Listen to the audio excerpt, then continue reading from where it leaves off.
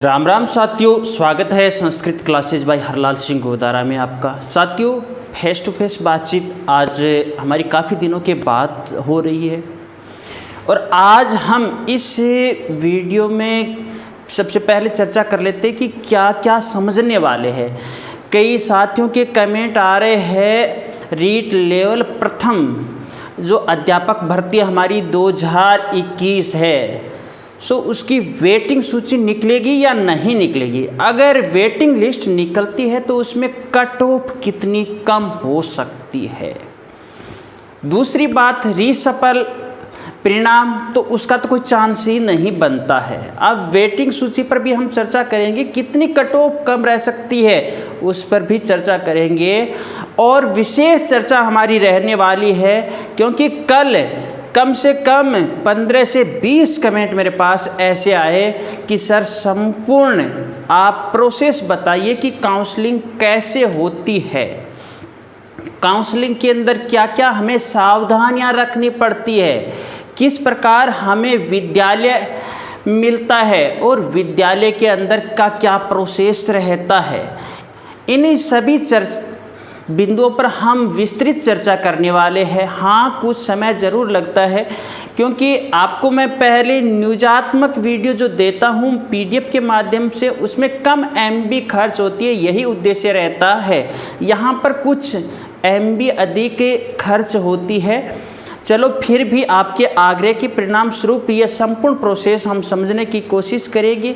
इससे पहले आपसे आग्रह यही रहने वाला है कि अगर आप चैनल पर नए हो तो चैनल को सब्सक्राइब ज़रूर कीजिएगा, बेल आइकन को भी प्रेस कीजिएगा और अपने मित्रों के बीच शेयर भी कीजिएगा और अभी अभी आप लाइक का बटन भी दबा दीजिएगा।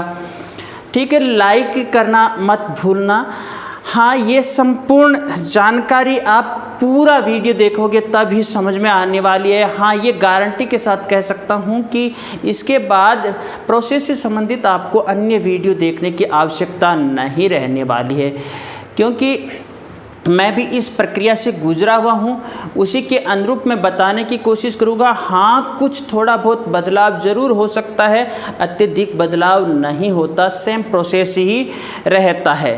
तो आपके कमेंट के फलस्वरूप मैं बताता हूँ। पहले उन साथियों की चर्चा कर लेते हैं जो साथी वेटिंग सूची का इंतज़ार कर रहे हैं, जो साथी कट ऑफ की कमी का इंतज़ार कर रहे हैं और जिन साथियों का सिलेक्शन हो चुका है। तो सिलेक्शन होने वाले साथियों को बहुत बहुत शुभकामनाएं और इन साथियों के लिए भी मंगल कामना यही करते हैं कि भाई वेटिंग सूची में नाम आए, कट ऑफ में गिरावट ज़रूर हो, किंतु जो होना है सो होकर के ही रहेगा। इसलिए वेटिंग सूची का जो इंतज़ार कर रहे हैं, सबसे पहले तो उन साथियों को यही सलाह दी जाती है कि आपके सामने बहुत सारी भर्तियां हैं, आप इसका इंतज़ार मत कीजिएगा, निरंतर अध्ययन जारी रखिएगा क्योंकि वेटिंग सूची निकलते निकलते काफ़ी समय गुजर जाता है। कई बार तो महीने नहीं, सालों का समय निकल जाता है। और कट ऑफ में गिरावट की बात है तो ये कट ऑफ की गिरावट की बात आप जिस कैटेगरी वर्ग से संबंधित, तो यहाँ पर मूलतः मान लीजिए आपकी जितनी सीटें, उदाहरणार्थ 100 सीटों पर ये काउंसलिंग हो रही है, उदाहरण स्वरूप मान लीजिए, और यहाँ पर 100 के 100 बंदे ज्वाइन कर लेते हैं तो वेटिंग सूची का कोई मतलब ही नहीं रहता। जबकि विद्यालय ज्वाइन नहीं करते हैं, मान लीजिए 100 में से 90 अध्यापक ही विद्यालय ज्वाइन करते तो विद्यालय फिर विभाग को सूचना देता है और उस सूचना के अनुरूप फिर से 10 अभ्यर्थियों की वेटिंग सूची निकलती है। तो ये तो ज्वाइन करने और नहीं करने पर निर्भर कर रहा है। ज्वाइन नहीं करेंगे तभी वेटिंग सूची निकलेंगे। अब आपका सवाल ये उठेगा कि भाई कितने परिश्रम से आदमी लगता है और फिर ज्वाइन क्यों नहीं करेगा। तो हाँ, प्रश्न उठना स्वाभाविक है, किंतु बहुत सा ऐसे भी होते हैं जो ज्वाइन नहीं करते। कुछ जो दूर दराज के ज़िलों में जिनकी नियुक्ति है और 2018 वाली भर्ती में लगे हुए, वो अपनी रैंक सुधार करके गृह जिला प्राप्त करना चाहते हैं, किंतु उनको वह गृह जिला न मिलकर के किसी अन्य स्थान पर ही जिला अलॉट हो जाता है तो वो लोग ज्वाइन नहीं करेंगे। पहली बात। दूसरी, कईयों की कोई एनओसी वगैरह से संबंधित समस्याएं आ जाती है, वो नहीं करेंगे। तीसरी, पहले ऑलरेडी किसी विभाग में लगे हुए हैं और यहाँ पर भी इस प्रोसेस तक निकल चुके, फिर मानस बदलाव हो जाता है तो ज्वाइन नहीं करते। तो ये तो कह सकते हैं कि निश्चित तौर पर वेटिंग सूची जरूर निकलेगी, किंतु अब जो कैंडिडेट ज्वाइन नहीं करेंगे उनकी संख्या कितनी रहने वाली है, उसी के आधार पर ही बताया जा सकता है कि कम कितनी रहने वाली है। अब यहाँ पर मान लीजिए 133 और 133 की संख्या, नंबर वालों की संख्या भाई 5 है। 133 अंक प्राप्त करने वाले अभ्यर्थियों की संख्या 5 है।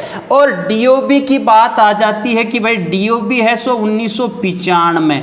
अब यहाँ पर पांचों कैंडिडेटों की डीओबी अलग अलग है, 95 है, 94 है, 93 है और 92 है और 91 है। यहाँ से एक ही बंदा निकल रहा है या दो ही निकल रहा है। तो सबसे पहले नियुक्ति किसकी होती है? इसकी होती है। मान लीजिए सिलेक्शन सूची में ये आ गया, इसके बाद नियुक्ति किसकी होगी भाई? इसकी होने वाली है। इसके बाद नियुक्ति किसकी होने वाली है? इसकी। यानी सबसे जो छोटा है उसका सबसे के बाद में ही नंबर आने वाला है। ये फॉर्मूला है। ये तो हमारी लगभग मैंने कल भी बताई थी, फिर भी आपका कमेंट था सो बता दिया। अब हम जानकारी लेते हैं कि भाई अध्यापक भर्ती 2021 की काउंसलिंग और नियुक्ति का जो प्रोसेस है, प्रक्रिया है, वो कैसे रहती है। आपको मालूम है आपकी फाइनल कट ऑफ जारी हो गई और अब विभाग है, निदेशालय है, 100 जिलों का आवंटन करेगा और ये जिलों का आवंटन लगभग 2-4 दिनों के अंदर, हो सकता है 5 दिनों के अंदर कर दिया जाए।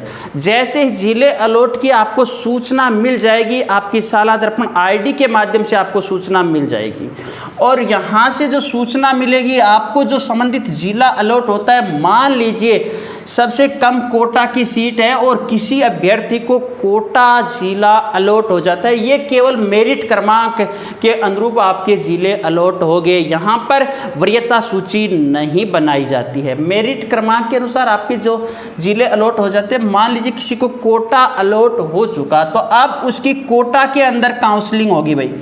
अब कोटा के अंदर जो काउंसलिंग होगी, वो काउंसलिंग कैसे होगी? सबसे पहले मान लीजिए यहाँ पर 201 पोस्ट है, तो यहाँ कोटा से विभाग है वो विद्यालयों की सूची, 201 विद्यालय रिक्त की सूची भेजेगा।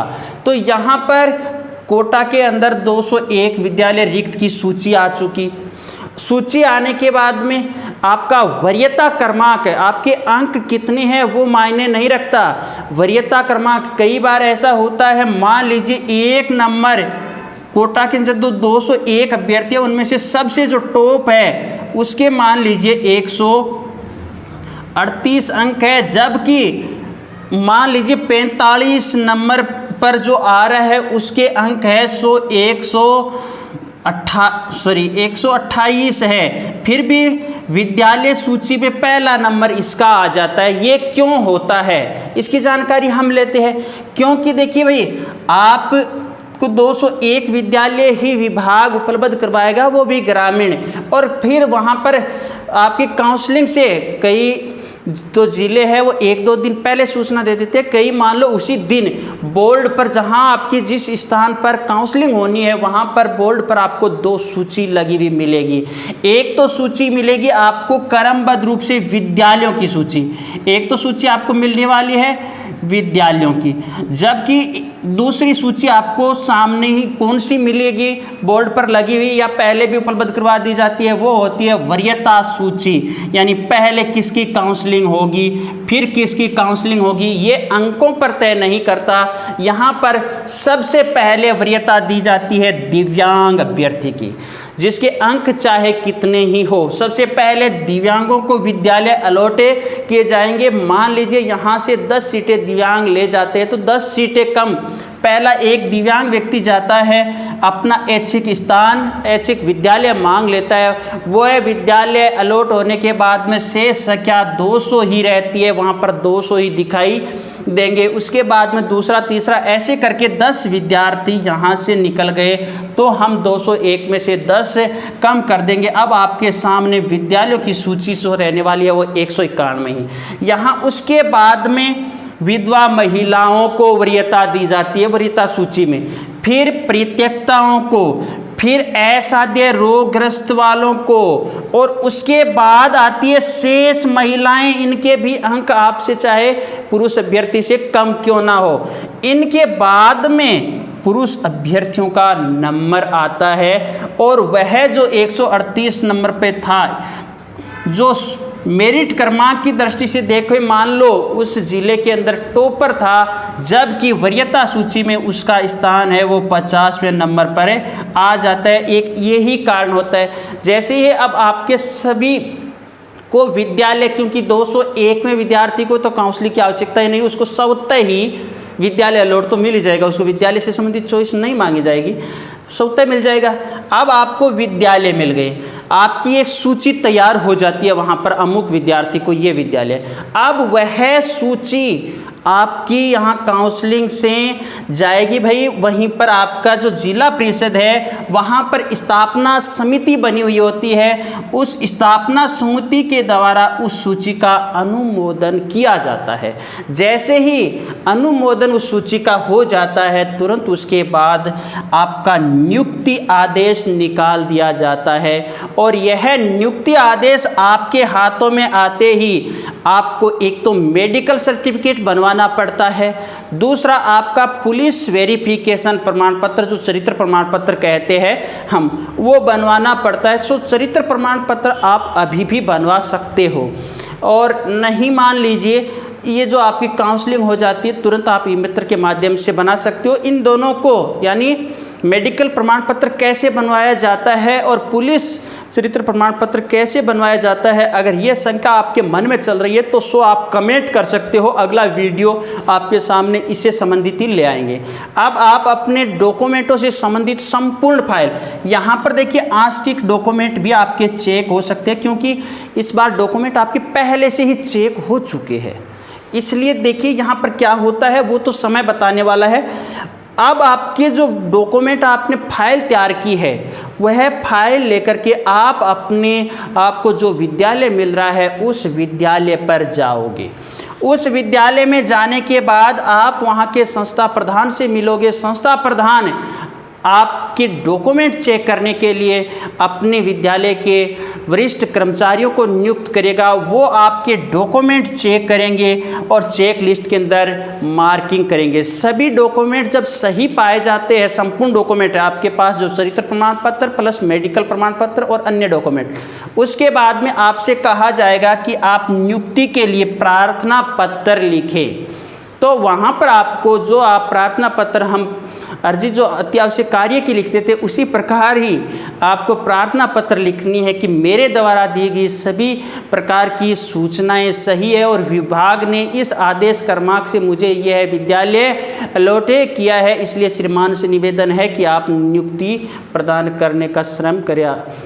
जो भी शब्दावली हो उस शब्दावली से संबंधित आपको Telegram channel Sanskrit classes by Harlal Singh Godara पर वो शब्दावली डाल दी जाएगी, प्रारूप डाल दिया जाएगा प्रार्थना पत्र का, तो आप वहां पर जुड़ सकते हो, जिसका लिंक डिस्क्रिप्शन बॉक्स में दिया गया है। अब यहाँ पर आप नियुक्त हो जाते हो। नियुक्त होने के बाद भी आपकी कई प्रोसेसें